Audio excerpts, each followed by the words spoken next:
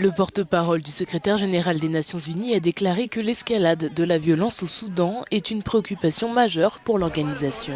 Lors d'une réunion d'information lundi, Stéphane Dujarric a tout particulièrement pointé du doigt la capitale du Nord Darfour, El Fasher. Selon les chiffres des Nations Unies, la guerre au Soudan a fait des milliers de morts et a forcé 8 millions de personnes à fuir leur foyer pour se réfugier dans des zones plus sûres à l'intérieur du pays ou dans des pays voisins.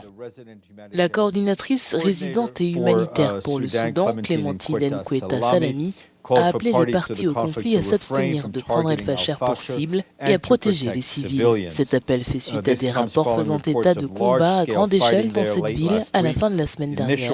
Les premiers rapports indiquent que des installations de soins de santé et des camps de déplacés ont été touchés. L'Organisation internationale pour les migrants a estimé à 250 le nombre de personnes déplacées lors de ces derniers affrontements.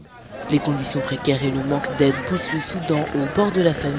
Depuis le début de la guerre, la production alimentaire s'est effondrée et les prix des denrées de base ont grimpé de 45% en moins d'un an.